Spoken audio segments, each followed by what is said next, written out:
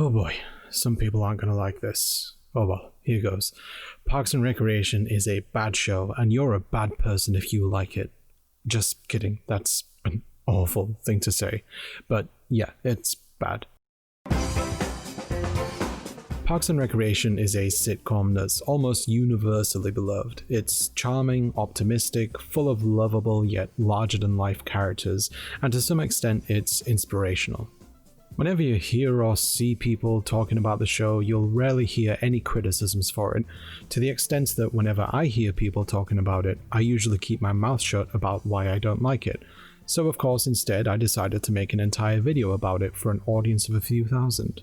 Why, you ask? Because I wanted to have some fun after spending 2 months making an extremely depressing video about loneliness. Link in the corner.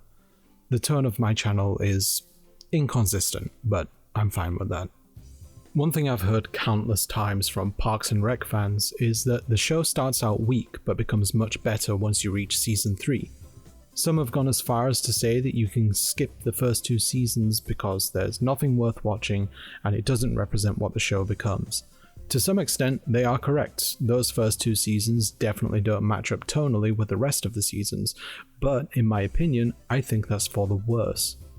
I know I'm in the minority here, but I firmly believe that Parks and Rec's first and especially second season was when the show was truly at its best. There, I said it. A burden has been lifted from my soul, and maybe I can get on with my life now. So why do I feel so differently from the vast majority of the show's fans? What is it that's so appealing about the muted, more subtle tones of those 2 seasons which so many people think are so boring that they're worth skipping entirely? Why do people love Ron Swanson? What does it sound like when doves cry? Well, let's take a look. I think that in order to understand what Parks and Recreation became and how eventually it lost its way, we have to look at its history a bit, so here's a brief primer on its conception. Parks and Recreation seemingly appeared out of nowhere on NBC in 2009. It was shot in a mockumentary format much like The Office, which at the time was riding high in the ratings and producing some of its best episodes. Like The Office, Parks and Rec was produced by comedy writing legend Greg Daniels, who also co-created the extremely disappointing Space Force, which, just so you know, I made a video about, and Michael Schur, who previously wrote for Saturday Night Live and co-created Brooklyn Nine-Nine, which is definitely going to have a challenge for its next season. Originally, Daniels was asked by NBC to create a spin-off of The Office, but after a couple months attempting to develop it, he settled on a standalone show.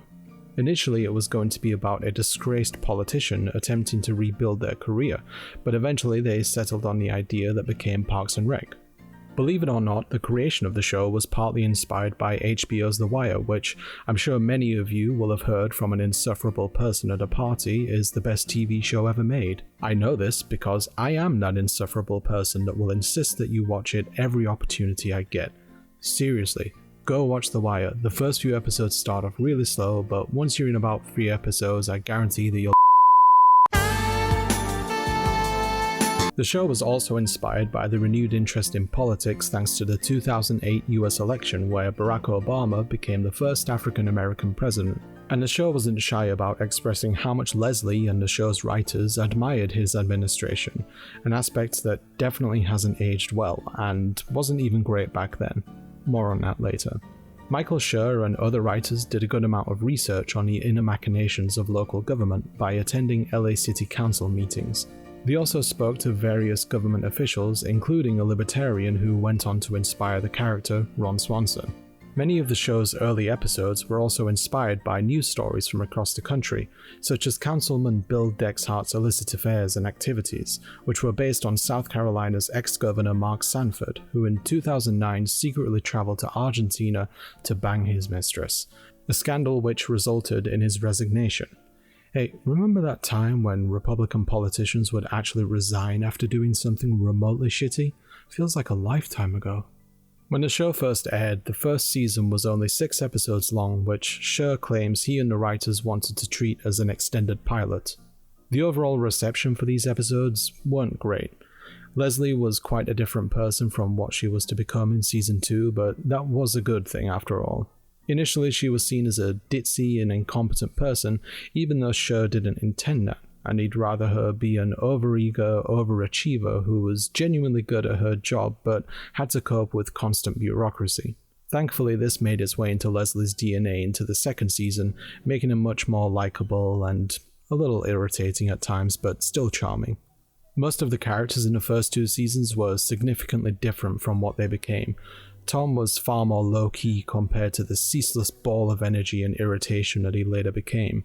He sort of represented the guy that thinks they're a big fish in a small pond, but never really has the means to achieve those dreams, so he ultimately ends up being resentful of his environment. You know, kind of like your friend Kyle, who never shuts up about his SoundCloud. Ron was pretty basic, a folksy character who believed in a terrible, terrible ideology. April was reserved and filled with ennui, a fairly typical teen that you'd see in a small town who's endlessly bored. Donna was there. As far as I remember, she didn't even have any plot lines in the first 2 seasons. In fact, they really didn't give her much to do throughout the entire show. Andy began as a selfish layabout who exploited his injury to make sure that Anne kept taking care of him, but afterwards he realized the error of his ways and eventually became an endearing but slightly dim guy who's trying to get their life in order. Jerry, well, I'll get back to him later, and Anne was Leslie's friend. Her character literally existed to be a companion for Leslie. Other than that, there really wasn't anything that defined her other than her relationships with other men. And it's honestly a little bit gross that the only way that they could define a female character is just through that. Sitcoms have generally done a really terrible job of portraying friendships between women, or even portraying them with no friends at all. So Leslie and Anne's dynamic was a breath of fresh air, but they mishandled every other aspect of her. In the early days of Parks and Rec, it had far more of a cynical yet realistic feel. In fact, it felt unsurprisingly quite close to The Office at that time. The day-to-day events that occurred within the Parks department were fairly simple yet relatable. It represented what it can be like to be a public servant or even management in a company where all you want to do is get stuff done, but you end up feeling unimportant and impotent thanks to all the red tape that's in your way. The characters in the show weren't adversaries, but they still had their conflicts, especially with Leslie. Given that she's so enthusiastic about the work she does, it made sense that everyone else would be apathetic by comparison, and that apathy would cause its problems, whereas in later seasons, all the characters would get along with each other almost all the time, and almost equal Leslie in her enthusiasm. Michael Schur said that around the time that Parks and Rec came out, comedy tended to be very cynical, and he didn't want the show to be that way. He also wanted the characters to get along and support each other, and in that respect, he and the writers succeeded. The question I have though is that, why would you choose to do this in a show about government? American government, nonetheless. The House passed a bill in May, and the Senate went on vacation. I mean, you just don't do that. You negotiate. Senator, it is a national crisis. The US government is one of the most cynical institutions on the planet. The writers may have wanted to portray the good things that government can accomplish, but given the horrific corruption that existed in government back then and of course today, why would you want to portray it as being naturally good? And why would you want to miss the opportunity to call out more of its problems? You may as well make a show about good things that serial killers can do. Oh wait, they did, and we remember how that turned out. By the end of Season 2, a lot of the storylines that had been running throughout the season were coming to a satisfying conclusion or moving on to the next stage. Leslie had fulfilled her ambition of filling the pit outside of Anne's house, however the government was shut down and hatchet men Ben and Chris were brought in to fix the city's spending issues. Ron was also assigned to this task, much to his delight. Andy and April's blossoming romance hit a wall after Anne got way too thirsty for her own good and kissed him. Tom has a new girlfriend, but it also turns out that Ron was seeing Tom's ex-wife, signified by the post-coital Tiger Woods red polo shirt. That's a really weird thing to say out loud. Lastly, Mark Brandanowitz decided to Mark Brandano quits his job as city planner and move on, which I believe spelled the beginning of the show's drastic tonal change. Mark wasn't as big of a personality as the rest of the characters. In fact, he was pretty boring by comparison. But this served a purpose. He juxtaposed almost everyone in the parks department, not necessarily by being a moral center, since they made it pretty clear that he has a somewhat checkered past, especially with his treatment of women, but by being a counterbalance to the absurdity everyone else brought to the table. He was grounded, capable, and brought up a much needed clarity when it was needed. His relationship with Anne was also way more believable than any other she had in the show. They got along and she cared about him and he cared about her. But at the end of the day, Mark's character and characters like him clearly didn't fit into Parks and Recreation's future plan, which was honestly a real shame. Hey, you kinda kissed me. Yes, I did. And now we both have herpes. I'll see you later.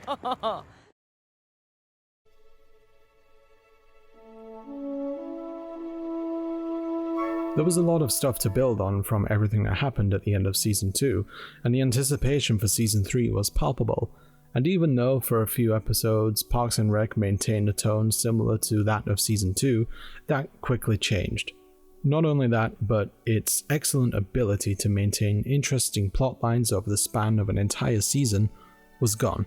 Within a span of 5 episodes, everything that was set up at the end of Season 2 was hastily resolved or brought to an end.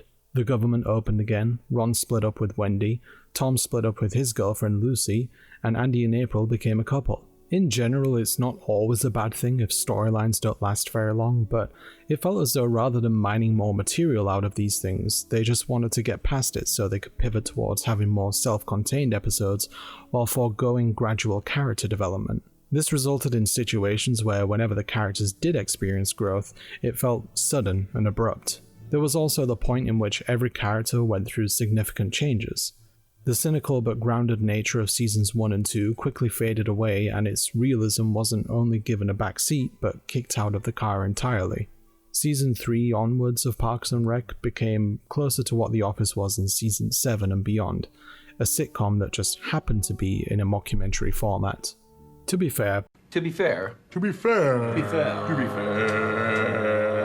Parks and Rec wasn't really ever shot in such a way that would insinuate that there's a documentary crew following them around, but there were some instances in which the fourth wall was broken and characters would acknowledge that a camera was present, whereas in The Office it was made clear from day one and even at the very end of the show that a crew was present to capture them in a documentary. As time went on though, both of these shows abandoned all notions that they were based in a real setting, becoming so comical and absurd that there's no way the audience could really believe that these were real people in real situations anymore.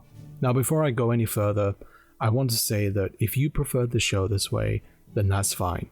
I'm not here to criticize people's taste in comedy or anything else. It doesn't matter whether you love the Parks and Rec crew, the Blues, or even those arseholes from Friends. No one has a right to criticize what you enjoy, myself included. My personal take though is that every change made to Parks and Rec from Season 3 and beyond was for the worst. The accelerated pace of the storytelling, the swift change from being realistic to being comical, its refusal to be critical of government and the problems that it causes, all contribute to why I have such a low opinion of what it became. But the greatest offenders by far has to be what the characters became, and the way that the show told its jokes. Namely, how insanely repetitive it became. Let's go over that first. If I were to describe how Parks and Rec handled its jokes, the show would kind of be like the Reddit of joke telling.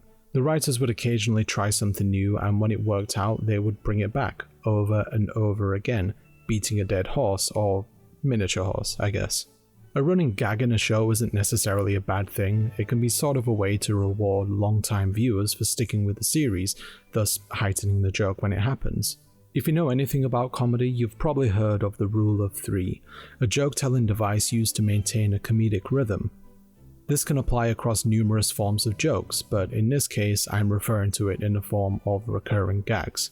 It's hard to say what the psychology behind the Rule of 3 is, but it's largely agreed that repeating a recurring gag beyond 3 times results in the audience becoming less attached to how they originally felt about it. To give you an example, pretend that you have a friend, let's call them Anthony.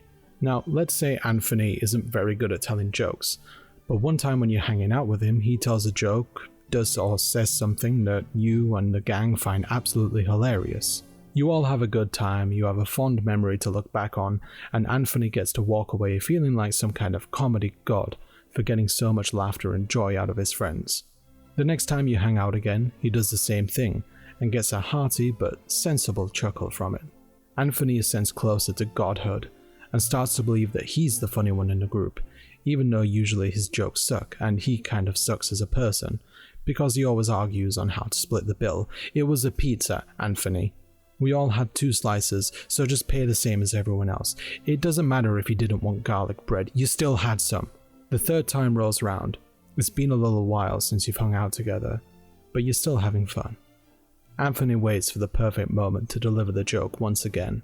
He's been sat patiently all evening for this moment, beads of sweat rolling down his forehead, regular visits to the bathroom so he can rehearse the delivery in front of the mirror. The time comes. He drops the joke again. You all remember it, have a good laugh, and Anthony finally believes that he's become a comedy god.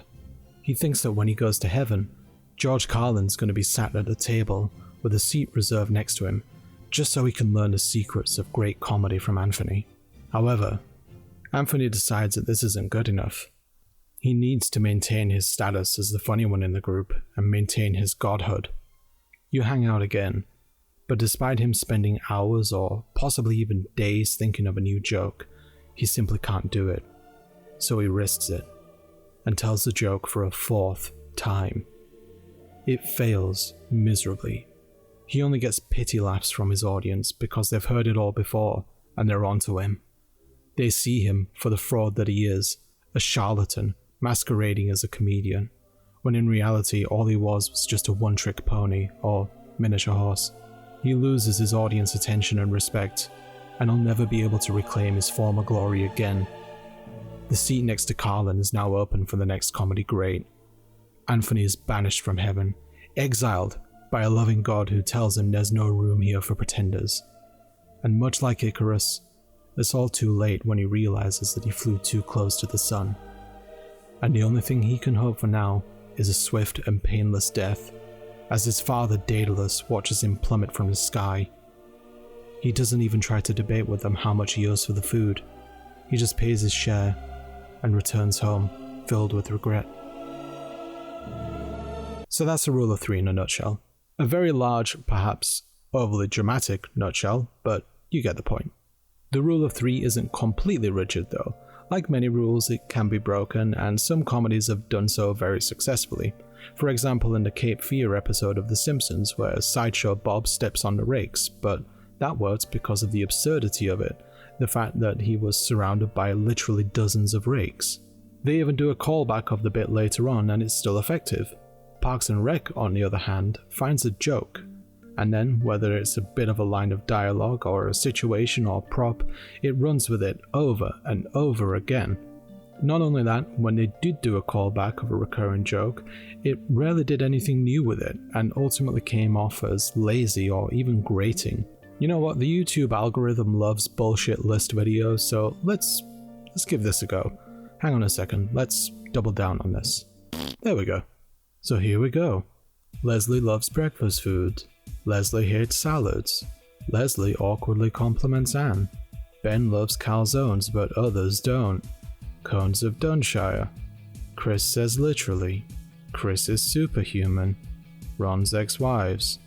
Ron doesn't like a thing. Duke Silver. April doesn't like a thing. Eagleton is bad. Jean-Ralphio sings. Treat yourself. Everybody hates Jerry, or Larry, or Terry, whatever. Bert Macklin. Pert Hapley being very literal. Jerry is clumsy. Andy is stupid. Ben starts, then quits his accounting job. Lil Sebastian. Ben doesn't get Lil Sebastian. You just got jammed. And I'm sure many, many more. That is 22 running jokes that I can think of, some of which I had to look up on a BuzzFeed list, and that site is just the worst.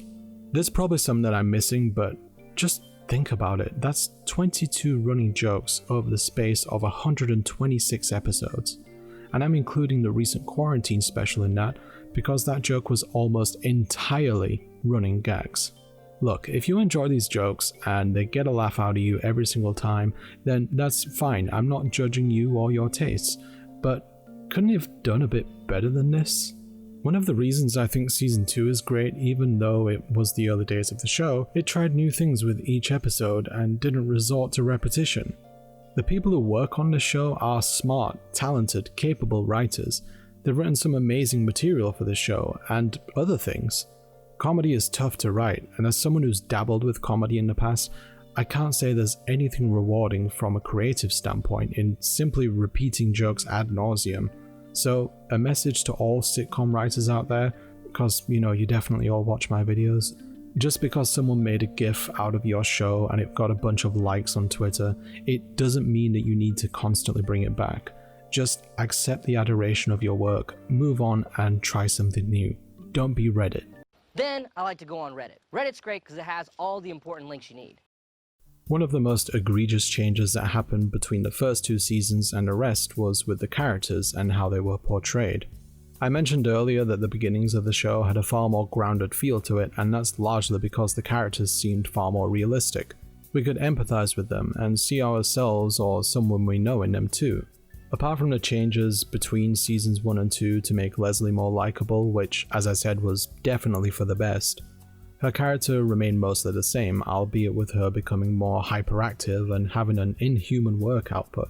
Everyone else, though, with the exception of Anne, went through changes that turned them from being layered and relatable characters into just straight-up sitcom characters, closer to what we would see later in Michael Schur's next show, Brooklyn Nine-Nine, rather than Parks and Rec's predecessor, The Office. Tom went from being a sardonic young man who's indifferent about his role in the parks department and would let loose when given the opportunity to party, to becoming a constantly loud, living embodiment of a certain Black Eyed Peas song. I won't say which one because I hate it and I got a feeling you do too. April became a straight-up edgelord. I think this happened after the Halloween episode in season 3 where she expressed how she loved gory stuff, so the writers just decided that was her thing now. Andy was an oblivious guy that made some mistakes but tried to atone for them, to being just a straight-up dumb guy who managed to fail upwards. Also, fuck Chris Pratt. He attends a church that believes homosexuality is a sin, they also won't allow them in leadership roles, and they stand by gay conversion therapy. He's also just a more handsome, less funny version of Jack Black. Anyway, Jerry wasn't changed too much, but early on he clearly didn't like being the butt of everyone's joke, whereas later on he'd just take it in stride. I feel like this change occurred to make the audience feel better about laughing at his expense, because, to be blunt, Jerry was the victim of workplace bullying, like legit bullying. His colleagues were very open about how they didn't like him and don't respect him. At least early on in the show, his reactions to the bullying elicited some kind of sympathy, but him later on shrugging it off didn't even ask us to consider whether his treatment was just.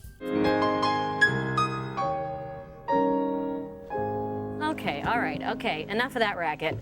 As for Chris and Ben, who joined very late into season 2, Chris was pretty much the same throughout, although the writer's portrayal of his depression was frankly insulting. Ben started out as a pretty regular guy who was bitter due to his past, to this mild-mannered ultra-nerd. He even once used a sport reference in one of his earlier episodes. That was a flu-ridden Michael Jordan at the '97 NBA Finals. Anne, well, whatever.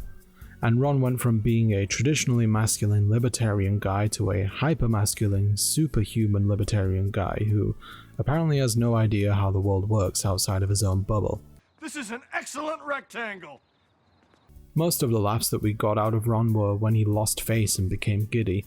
Other than that, he was a libertarian, and fewer things are worse than that. Oh, why so sad, Ron? Is it because the age of consent still exists? Loser. Given that Parks and Rec is a show about government, and if you've seen any other videos on my channel, I assume you knew this moment was coming. Strap in. It's time to get political.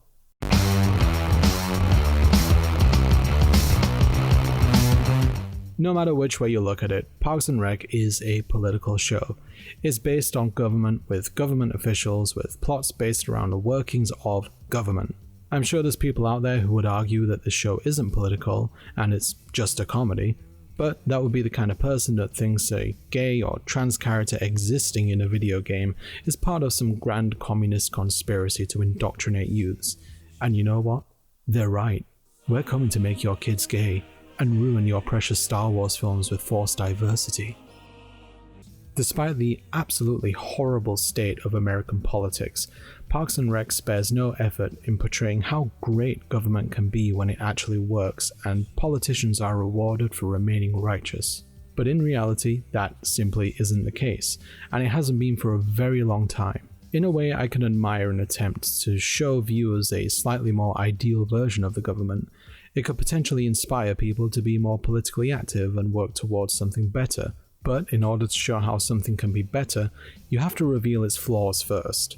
Think of government like a flawed character. Let's say BoJack Horseman, who's one of the best written characters out there. Throughout the show, we see every single flaw that BoJack has, both big and small.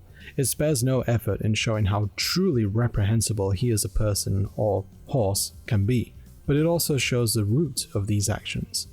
However, it also elaborates that he is still accountable for his actions and therefore needs to be more mindful, do better, and not rely on apologizing for his actions, since those apologies eventually lose their value. You need to be better! You are all the things that are wrong with you. A good portrayal of government would work in a similar way. Parks and Rec occasionally highlights the flaws within local American government, but nothing that's particularly damning. It's also worth noting that it never truly looks at the institutional issues that the government is complicit in, such as poverty, homelessness, low tax rates on the rich, discrimination, healthcare, education, voter suppression. The list is seemingly endless. There are serious issues which exist in every local government across the country, and although you could argue that this is a comedy and issues like that are too heavy-handed, I don't think it's a good enough excuse. Well-written comedy is able to explore these issues and still maintain a balance of levity and seriousness. Michael Schur had some success in doing this in Brooklyn Nine-Nine, notably on the issue of racial discrimination within the police. But much like Parks and Rec, Brooklyn Nine-Nine is a very flowery portrayal of another deeply flawed and corrupt system. I'm not saying that these shows should exist purely to be critical of the institutions that they're based on, but if Michael Schur and the other writers of Parks and Rec truly wanted to say something of any substance, they could have done better.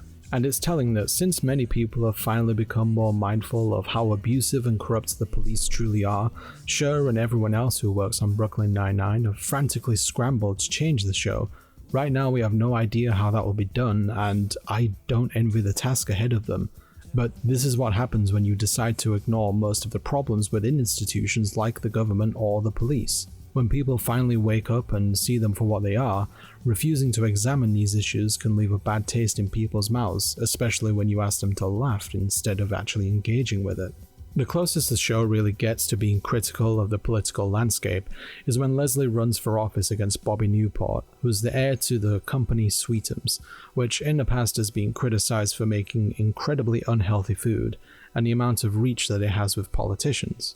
Although never explicitly stated, it's assumed that Bobby is running as a Republican and represents the folksy, charming personality that appeals to voters so much that they're able to completely ignore the candidate's actual policies. Casting Paul Rudd for this role was honestly an excellent choice. He's basically the most likable personality in film and television. I mean, just look at him. The intention behind making a character and situation like this is definitely worthwhile. American politics and voters' decision-making are far too heavily driven by personalities of candidates, to the point where they essentially become celebrities.